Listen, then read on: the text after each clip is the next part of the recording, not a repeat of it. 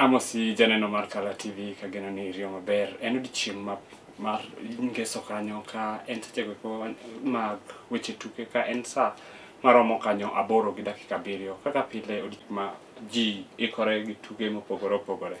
Ka World Cup dhi nyime, tuke mag Junior Starlets bende ni kanyo gi tuke. Inyalo fwayo ne janeno marwa mondo mi wachaki. Adhi maber, tuke ng'eny.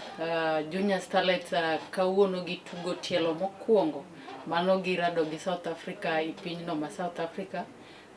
Girango otiko mar donjo i World Cup mano Junior Starlets under 17 midfielders. Sani nigi market mohingo, anyalo wacho ni positions mamoko. Yes. Mamago be wadhi wacho kochopo mbele kanyo. Okay, Selfin ka wang'iyo ni to Juma obedo kodi nade wechego eko mag tuke. Inyalo wacho ni ang'o momako wang'i kata gik mage mineno komako wang'i e weche mag tuke? Extra time. Mak mana Morocco manochopo nyaka penalty.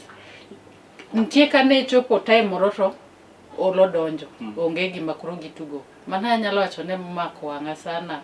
Tamani timbe mag Afrika teko onge ama ng'o matimore. Okay. Selfin kwa were gi wach nikech mag World Cup wabiro ng'iyo kango chopo seche mag World Cup. Agombo mondo away gi home. Gichako gitugo gi Uganda. Uganda telo mokwongo ne gigogo draw. Kenya gigo draw. But ne gin gi advantage mar loyo away. South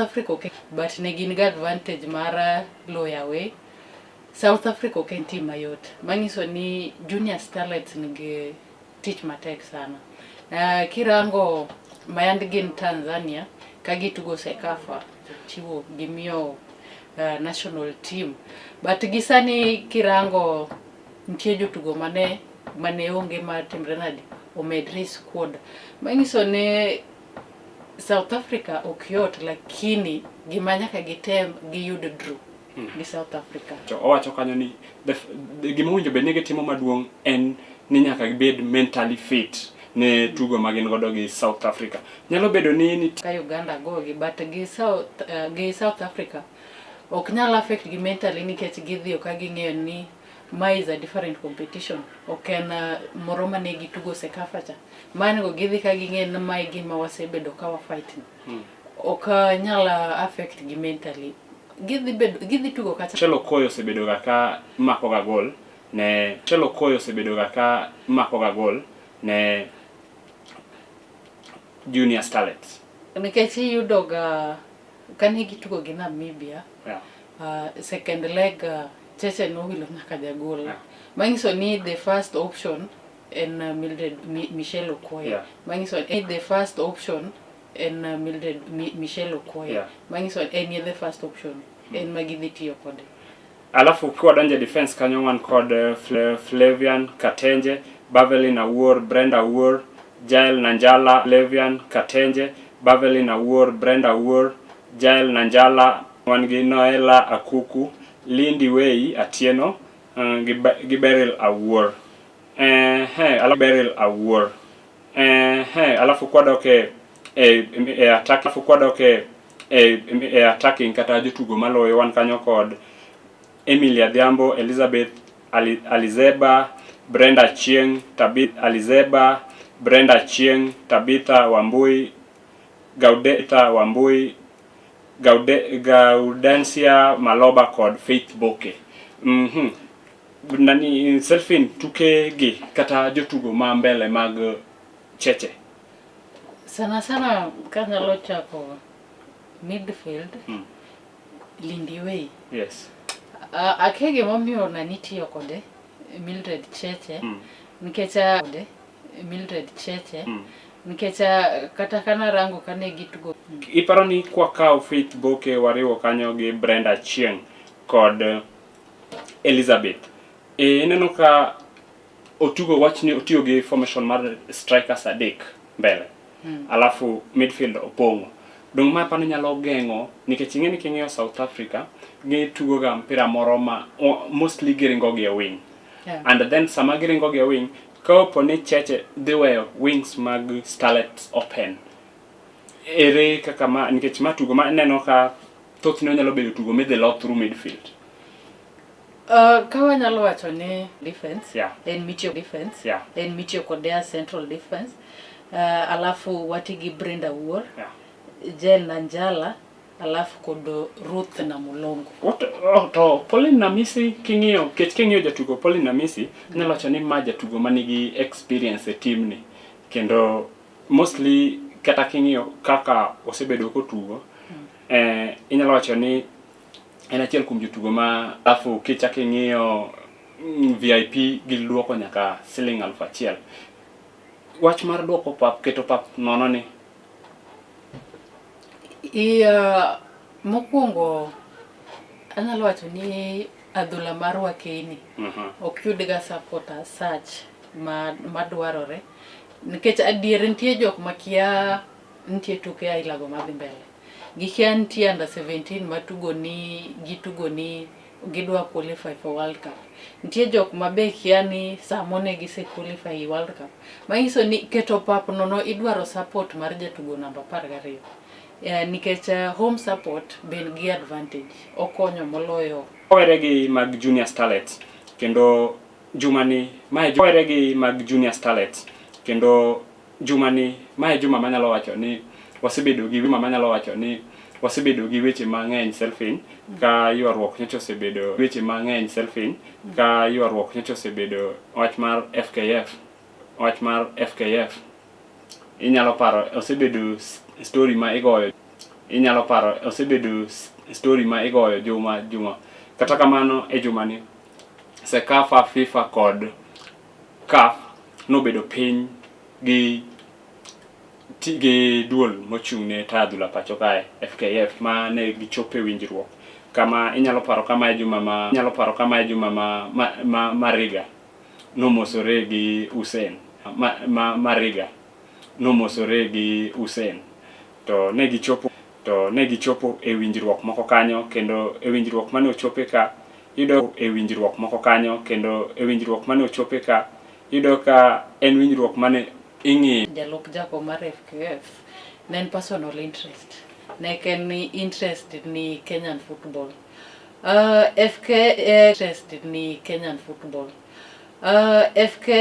CAF donjo ni kelo kwe i kind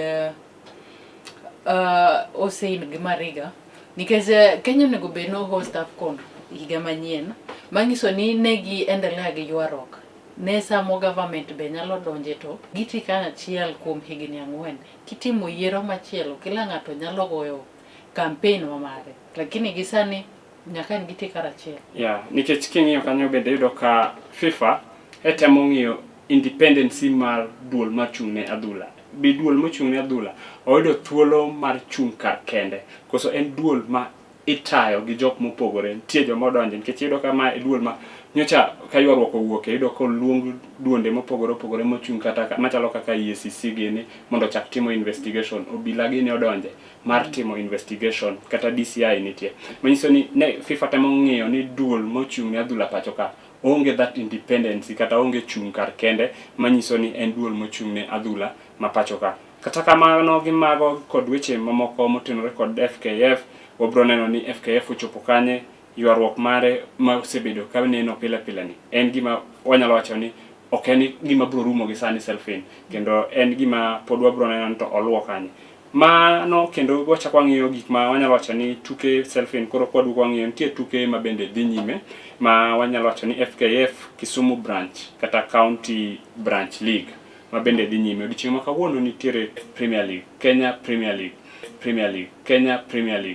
ma bende nyaka sani nie thuolo mar yweyo, to iyudo ka timbe timo ikruok mopogore opogore. Ma nyaka nyocha league room ineno ka odiochieng' ma kawuono koro oyangore kanyo ni team manotieko e thuolo mar 2 kanyo team nero mar FC Leopard e chung' mar league.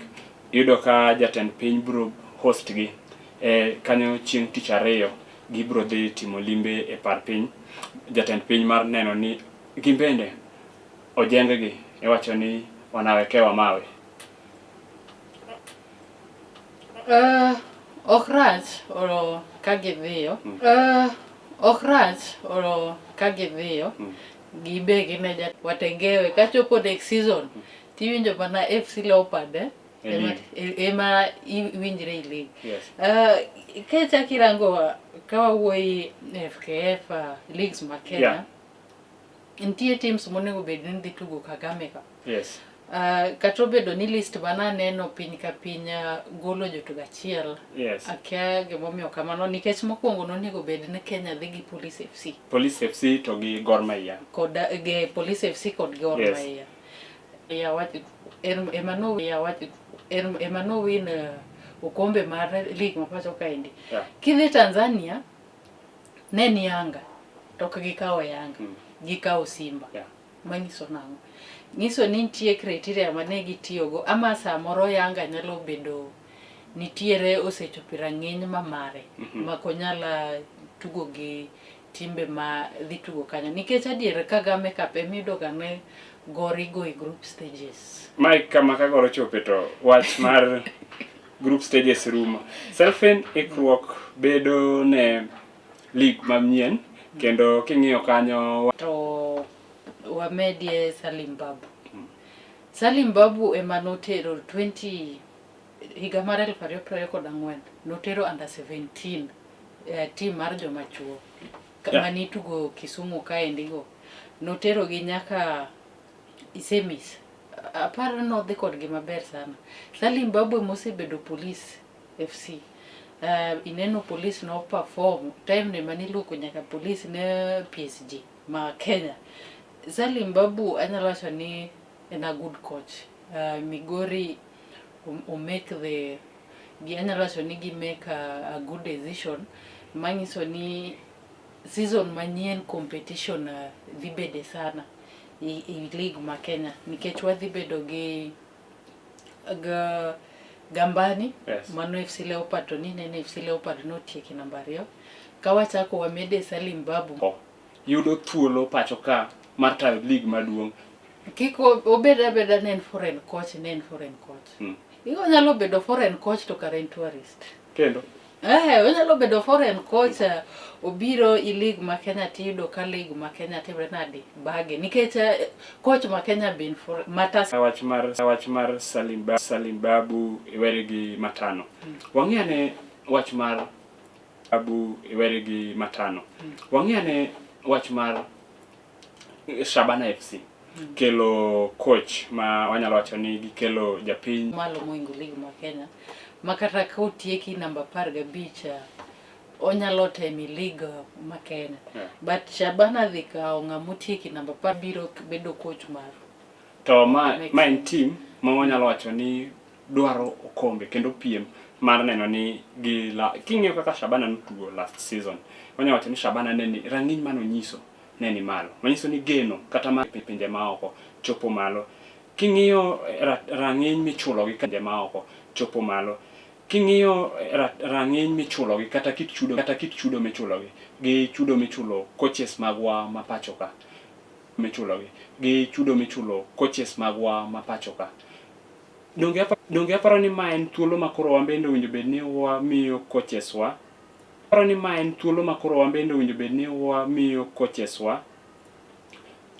thuolo makare mar neno ni gimbe giyudo chudo gi rang'iny margi nikech ok inyakona port marom inyalo don coaches nyaka mani piny port marom inyalo don coaches nyaka mani piny Kenya dhi yudo chudo maromre gi coaches mowuok e pinje maoko nikech coaches mowuok e pinje maoko en wanyalo wacho ni nitie nyaka wadhi wacho ni allowance mang'eny nikech ok en japiny ka owuok e pinje maoko but ka clubs te nyalo yudo support ma wawacho ni giyudo pesa marom kama nyalo konyo mondo World Cup nitiere gimoro timore oko kae mar nyiepo mar jotugo Selfin. Club mar Tottenham FC kwachako gi England owuok oko mager mar neno ni oyudo gimoro amora modwaro. Ma nyiso ni Tottenham timo ikruok machalo nade. Tottenham notieki namba 17. Luoro donje. Luoro koso koyo? Koyo.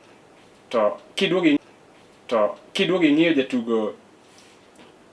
jatugo Matheus Fernandes Tottenham onyiewo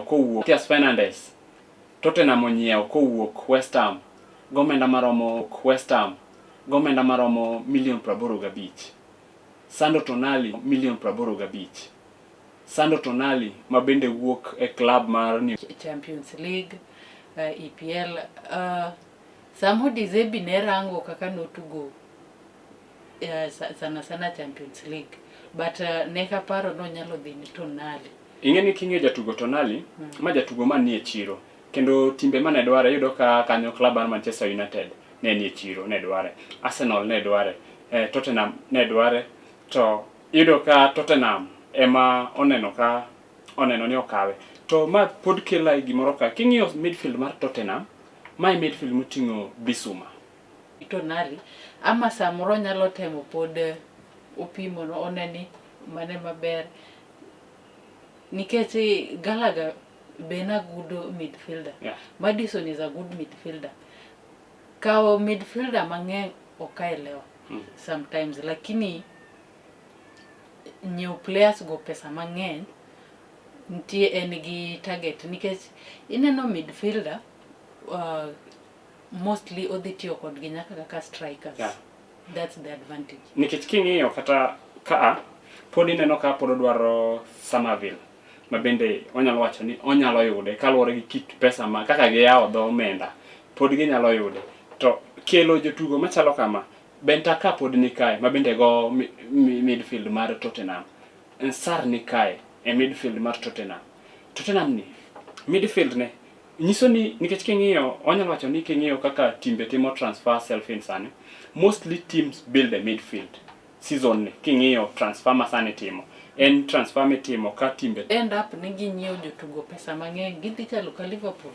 Inyiewo jotugo pesa mang'eny to gima dhi timo nade, gima dhi timo to onge. Adonge Liverpool okelo jotugo kendo gikelo coach. Manyiso ni Tottenham be okelo jotugo to gikelo coach. Odhi ni level mamari, nikech kirango jotugo mane Arsenal dwaro gin jomoko ma 45 million ka duogo piny, ok gidhi malo. Ineno irango level mari minyalo chope, nyiew jotugo mitime nade ming'e Nyalo nyiew jatugo bei monyewe ni, lakini kogik sama koro output obi kanyo kendo koro dhi lakini kogik sama koro output obi kanyo kendo koro dhi bedo shida. En output dhi bede nikech adier idwaro replacement mar Bernardo Silva. Kanyo replacement idwaro. Rodri en jatugo masani ok wanyal tegemea, nyaka nogo gi injury, ok en Rodri maneno. Nito weche mag tuke mag piny mangima wachomo kanye.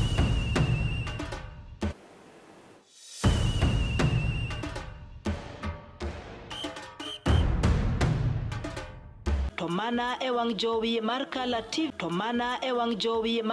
TV, nikech ma e odwa.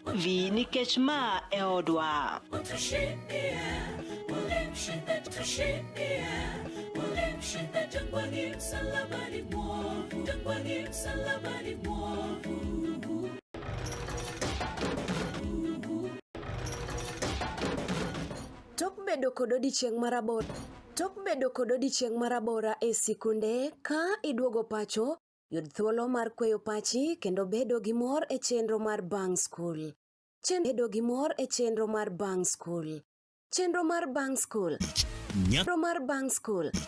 Nyaka tich abich saa 11 mar midhiambo ka tich abich saa 11 mar midhiambo nyaka saa 12 mar midhiambo, kama wanyisi motimore e pewe duto mana e Kala TV.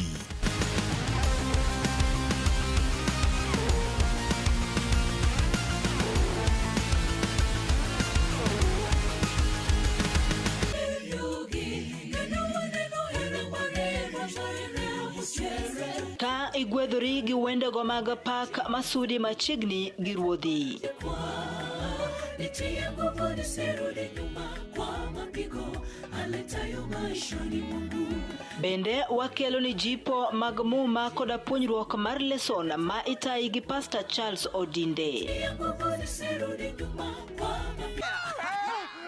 fallen and I can't get up.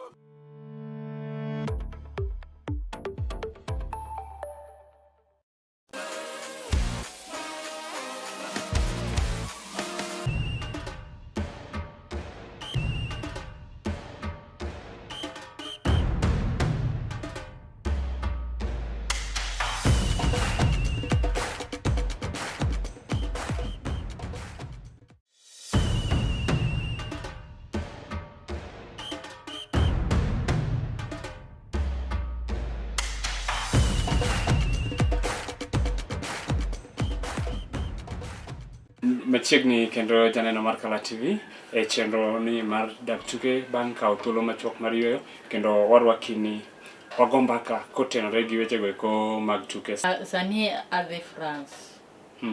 Mbappe. To kichaki mede King of Assists Odise. France e kama ntie goats nario. Goats ni nario. Koro wacho ni in gi Mbappe to gi jatugo Michael Olise. Ran chaki ok awinjo kiluongo to koso weche ok ber. Gima timre gi France. Attacking mar France anyalo wacho ni i World Cup te kuom timbe te. France man timbegi. E timbe wachikogi. Timbegi. E timbe wachikogi. Wanyalo wacho ni kawuono wan gi timbe ariyo ma pod wang'iyo e World Cup. Gimoro timore e World Cup ni selfie manyalo wacho ni mako dhok nikech timbewa mag Africa gin timbe ma iloyo gi goal last minute. King'iyo tugo manyoro rumo nyoro mane goal last minute. King'iyo tugo manyoro rumo nyoro mane anyalo wacho ni ng'eny jotugo ma Africa energy teko ng'eny jotugo ma Africa energy teko onge amang'o matimo. To donge kae mi wacho ni jo Africa goyo kuon, gichamo kuon maber. Koro winjo be ni gin gi energy mar tieko tugo. To kata kamano muya lal. Inyalo bedo gi teko mar tuomo ng'ato. Lakini koro chopo kama ng'wech cha deep Cape Verde ne mbele. Gima ne timre kochopo daka mogik gi timbe Africa. Aparo ni teko ne rumo, teke mane onge, speed dog piny, to kanye kamilogi. Riyad Mahrez gi team ne mar Algeria. Anyalo wacho ni ma was the World Cup ni ok en tugo moro migoyo ni team nigi nying mar jotugo matek kata ni jotugo mong'ere but Algeria temo Cape Verde temo nyiso ni ok nying ema nyiso ni ji. Cape Verde temo nyiso ni ok nying ema nyiso ni ji tugo. Ma Algeria gi tugo ma otugo kete kanyo. Algeria ema naketi group mar Morocco. Nang'eyo ni ginyalo chopo kati group of 16 lakini notamre. Kirango teams mane gitugo go nikech ka warango kata Switzerland manogolo gi round of 32. Switzerland dhi tugo go Colombia. Manyiso to kirango tugo ma Switzerland osetugo. Switzerland benek wanyalo wacho ni team mayot. Team nyalo bedo gi nying gi jotugo lakini iyudo kanda iside maru anadhi gi Morocco. Ilemo ne Canada marach. Okalemo ne Canada marach. Sonya sai ya gweng. Momi lemo ne Canada. Nyasai wuok Ugenya. Morocco. Kirango tugo ma Morocco setugo. Morocco. Okay. Koro wanyalo wacho ni korka korine no ka omako mach. Alafu king'iyo kit kaka Spain tugo. Aparo ni king'iyo kata gonde moselo Spain. Oselo gonde adi? E World Cup nikech aparo ni Spain pokolo gol moro amora e World Cup. Cape Verde ne giwogo draw no. Manyiso ni ma king'iyo piny mar Spain gi Mexico e World Cup ne. Mabe mae tugo magombo neno mar Mexico gi England. Kech Mexico bose nyiso chia ni gimbe ginyalo. Spain gi anyalo wacho ni Spain gi Portugal ma tugo matek sana. En tugo ma iye tek nikech king'iyo kaka onge member moro amora mar group E modong. onge member mora mar group E modong.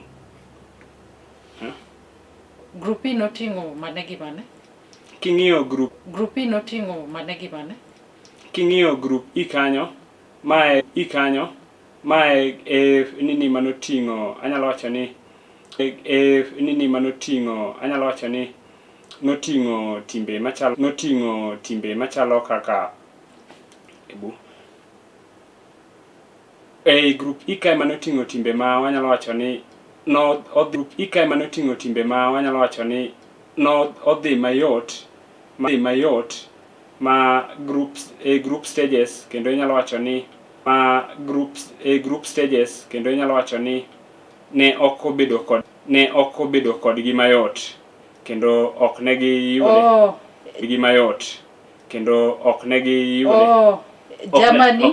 mayot.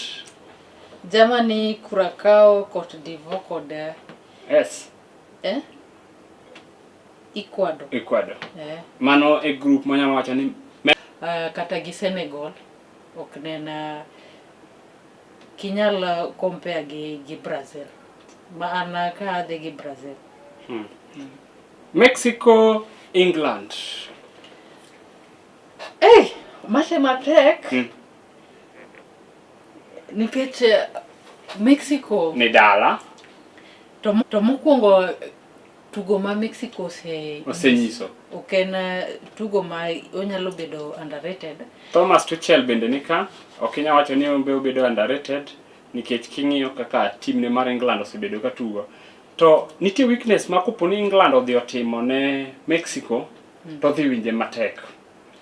Kai Havertz pa Germany ok ikoni Madueke en world class. Ang'o maketo Madueke world class? Awacho ni ng'eny jotugo ma England niko gin world class. Ka wachako wawacha ng'ato ka Kane, Harry Kane, Bellingham, Rice, ineno mago world class. Kaka Belgium. Don't be surprised ni Kibati ni Belgium odhigo nyaka final. Finals to Kenya. Kagi kalo round of 16 quarters Belgium ok kal. But Karaka Pochettino go Belgium ok kal round of 16. Mano patch selfin. Kanye gama gidongi. Owacho ni Belgium ok kal round of 16. Kata kamano aneno ni Belgium gi Mexico pod nyalo dhi nyime e group ni. Tugo machielo ni kind Switzerland kod pinero mar Colombia.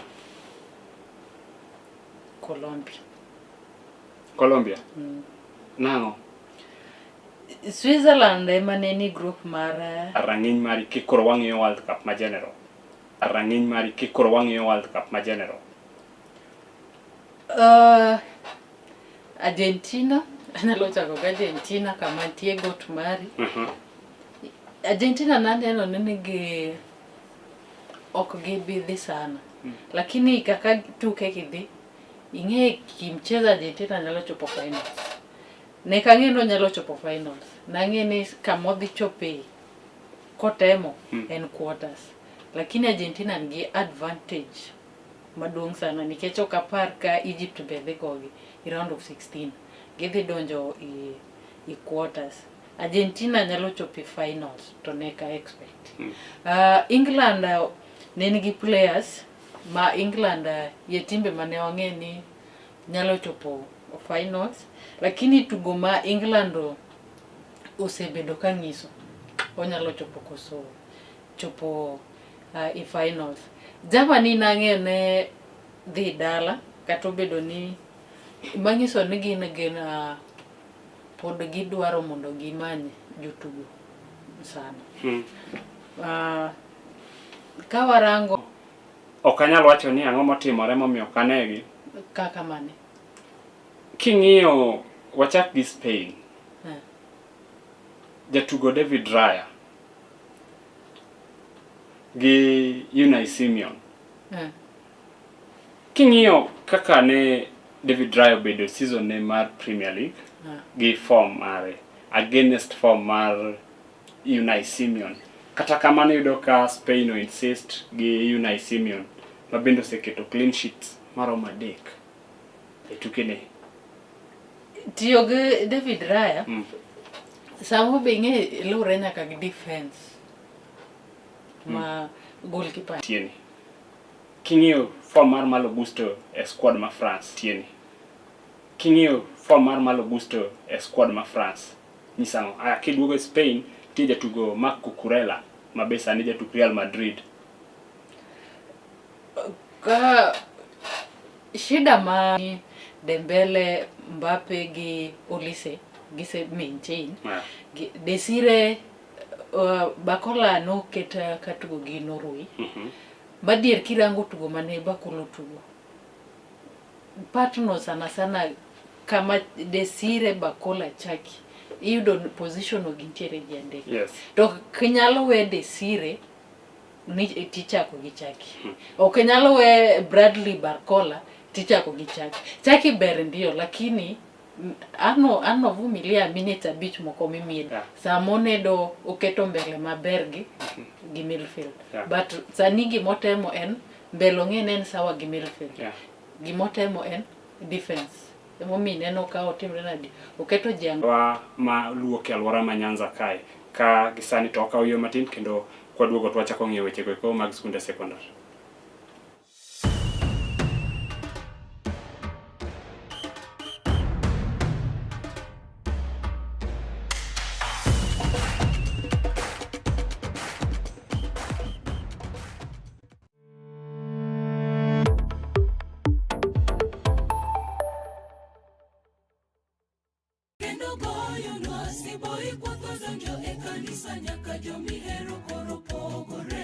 En gino makare mar chako odiochieng' gi ruoth.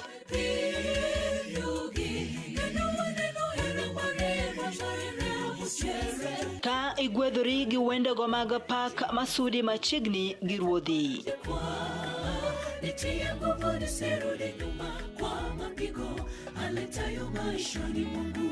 Bende wakelo ni jipo mag muma koda puonjruok mar lesson ma itayi gi Pastor Charles Odinde.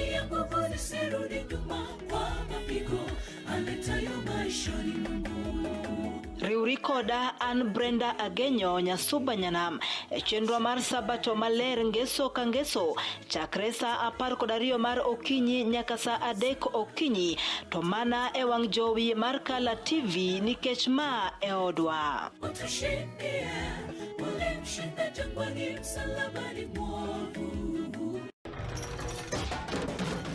Tok bedo kod odiochieng' marabora e sikunde ka iduogo pacho yud thuolo mar kweyo pachi kendo bedo gi mor e chenro mar Bang School. Chenro mar Bang School chakore sa 10:30 ma midhiambo nyaka sa 11 ma midhiambo.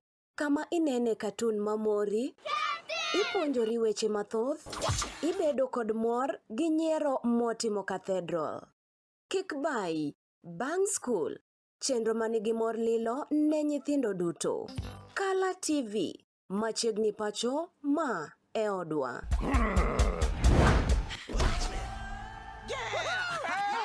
I've fallen and I can't giddy up.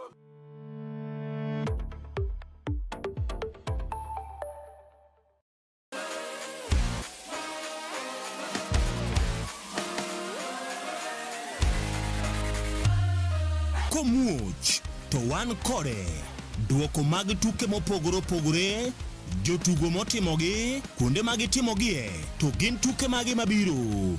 Mano emomiyo wan ka e chenro mar Chal Pewe. Tudri kodwa wuok tich nyaka tich abich sa 11 mar midhiambo nyaka sa 12 mar midhiambo.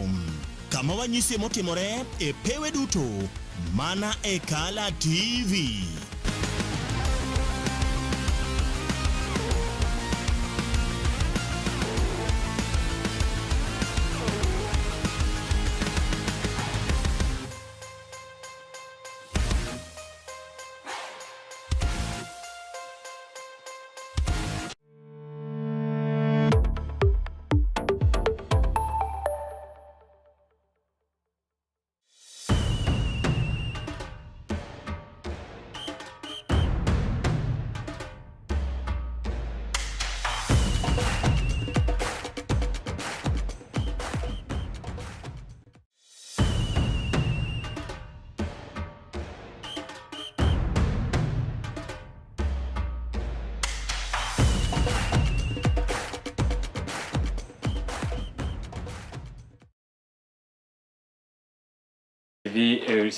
chenro nero mar dak tuke bang' kawo thuolo mar yueyono kendo koro to waduogo mar ng'eyo ni to wechego eko kata ikruok ne skunde mag sekondar tuke mag skunde sekondar ma bende alwora mar Nyanza ma bende dhi chakore tarik 7 kanyo e kaunti no ero ma Homa Bay obedo machalo nade. E studio kae amor ni an gi welo kendo wadwa ng'eyo ni to skul kata skul nero mar Ahero Girls kata skund nyiri mar Ahero bende nyaka sani na achiel kuom skunde monyalo wacho ni dhi telo ne kaunti nero mar Kisumu e tukegi e kinde ma idhi gogi ni to chal nade. Goero kamano for the opportunity to be here. Nawachako loso team. We are looking for talent. We nurture them. We mold them into some people who can be better in the future. Lucky enough, by last year, no players who can represent Ahero Girls at the higher level. Nagichako represent Ahero Girls at zonal level, whereby it was played at Njiko High School. Throughout the group stages, semis to the final, they never lost. They never even Manegirado gi Kochogo Girls. The game wasn't easy, it was tensed. But they managed to be victors. Then finally we met Nyakach, and then we lost. They say it was a heavy loss. Yes. But we have our reason for that case, and we know why we lost that heavily. Yes. So, Bangbury number 2 to qualify for the regional. Then we've been preparing for the regional. Nyakasani. We hope. Gimanya kwa yere ni we must allow nyithindo mondo tugi nyithindo ma are rightfully nyithindo. Osebedo ni nitie jok moko madwa tiyo gi shortcuts, madwa tugo gi nyithindo ma nosetieko skul. Wan gi chike ma tayo weche tuke kaka body mochung ne high school games iluongo ne Kenya Secondary School Sports Association, able to prove that they are eligible students, and we played.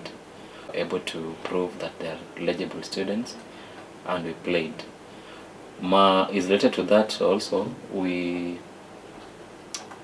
I think the girls football is attracting a lot of attention now. The under 17 participated.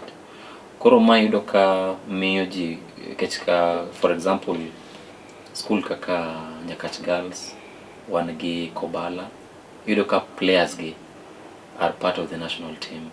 Koro ka wach kata ni Ahero Girls be nyathine wuok odhi e national team. Yudo ka joera mag adhula adwaro no nyathi manene TV ni now in real sense. Koro ma gima yudo ni almost every school now dwaro ni giket nyithinge level ma they can also compete locally and nationally. Okay. Kadugo like Yoto Maseneno,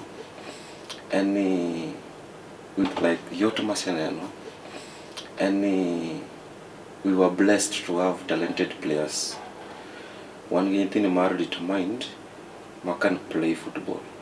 Or any kind of drills, any kind of tactics, any kind of training, midam yogi, you do kagi pick up.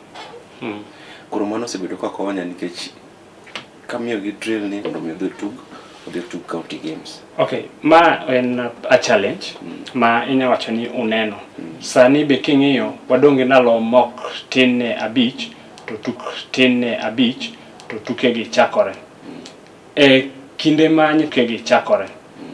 E kinde ma nyithindo ya dalane. In kaka coach.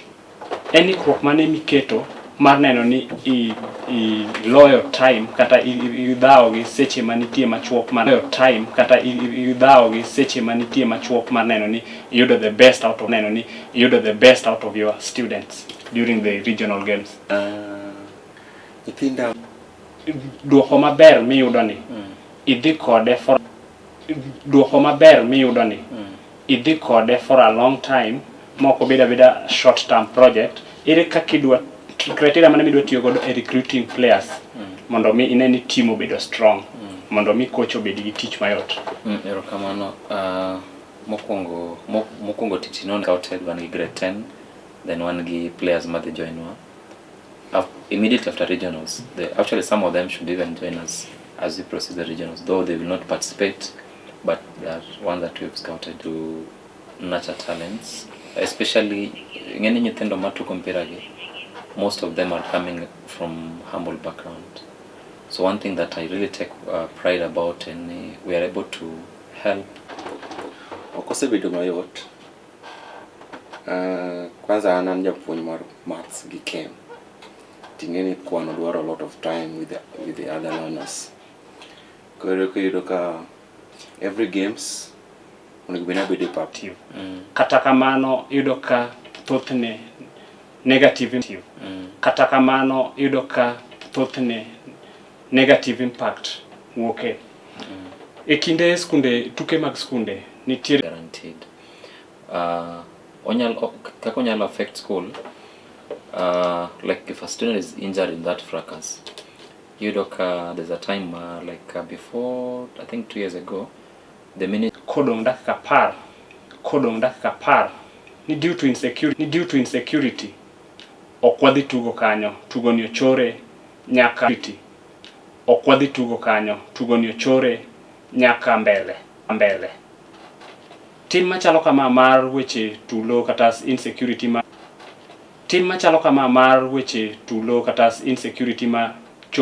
They should be minimized. Get interfere gi psychology mar players by the time makoro itero nyithinde pap, yudo ka moral mane gido godo cha kuro gionge godo. Tulo ni ng'eny chakorega ka tuke go chopo e county level. Emiyudo ka ng'enyne tulo gi chakore, kendo anyalo wacho ni tension medore. These minors, their security and safety is paramount more than the entertainment mar fans. So regardless of fans bedo entertained or not, nyaka wa consider the learner safety. Maka learner safety is not guaranteed, then the mondo mi ki transfer nyathi mondo mi obed eligible to play.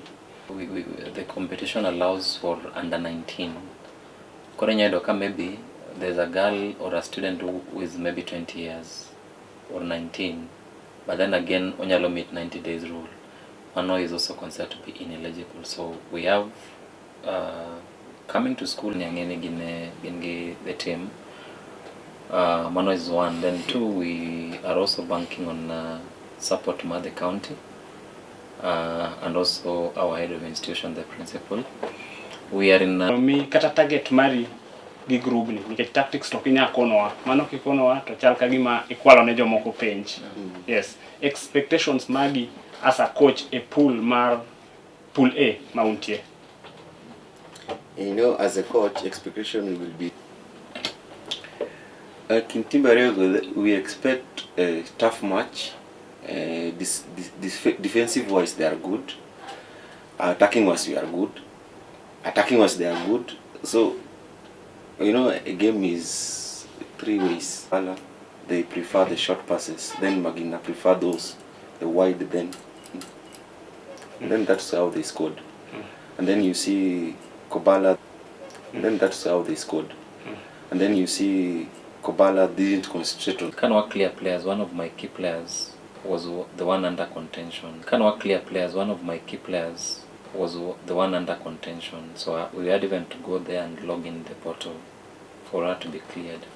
So psychologically, I think it weighed down on the team. Then secondly, it was a balanced match. Despite the outcome of those results, I can say that those two challenges, the two fielding of those right back and right back, are really affected us. But one girl is recovered, the other one is not very much recovered, and I think we are ready to compete. Coach, really intense. With their short passes, the game will be very, very intense. Mobamba, I don't know much about them, but I've watched their 2 matches. They're also not bad, they're good. Kata maginyiso this time round to gi level ma school ma Ringa onyiso. To nitiere connection between Michael Olunga to gi these schools. Those people that really identify with these talents. King'iyo kitamo kata ng'iyo kaka Homa Bay County. I can tell you Homa Bay County, those people love and support their teams. You know, Kale Collins come from Homa Bay County. He has done a lot for those teams. I know that there's some even NGOs that support teams like SAI, formerly Alara, they used to support. We have some link. World Cup. Messi. German. Messiah. I was supporting Argentina. He support Argentina. For German. This was just a gift. A gift? Yep. Koya you have it? Mama. Okay. So, oh yes. Obvious. Messi. Messi. Because it's the World Cup all-time goal scorer. So then among the three, he's the only one who was that was lifted that cup. That one. Okay. What of Mbappe? Didn't expect that much, by the way. That first of all, the representation at the World Cup went high. There were 10 from around 5, additional 5. But then again, their performance, only one was eliminated at the group stages. Yes. That was Tunisia. Yeah. And then, to my surprise, every other team is now going home. And then, to my surprise, every other team is now going home except Egypt and Morocco. Okay, just the kama ikete gono. In as a coach, Africa, unapata at the late stage their concentration Africa, unapata at the late stage their concentration goes down, and then you see goes down, and then you see the Europeans they take advantage. Of that. Wakipata tu, your concentration goes down. Of that. Wakipata tu, your concentration goes down, and then you feel like now the game against Norway. I don't know which team played against Norway. To meet him more kabisa, and my positive pick from that World Cup as far as African team is concerned, DRC Congo. They have played well. In fact, if there's a team that ought to have proceeded, they have played well. In fact, if there's a team that ought to have proceeded to the next level. Gima temo kwayo en ni johera mar ball kodok korka tuke mek high school kik waket gi heart. Johera mag ball keto gi heart. Because we are nurturing the talent, those who have talent and they feel like they should be seen at the higher stage, the upper levels, our doors are opened. They should come to school, we discuss the personal level, at personal level, we agree, then people that can support those talents either off school or in school, they're highly welcome. The other time they're highly welcome. The other time the government chalonade kotenore gi tukego ko mag skunde sekondar madhi nyime kata madhi chakore e county no ma Homa Bay ka odichieng' moko wono ne wan gi thuolo mar twak kod achiel kuom skunde go ko madhi tayo kata madhi telo ne county no ma Kisumu tukegi mag wakeni mag adhula county ma Homa Bay ka wamulo kanyo kendo waneno gigo ko ma osebedo ka timore.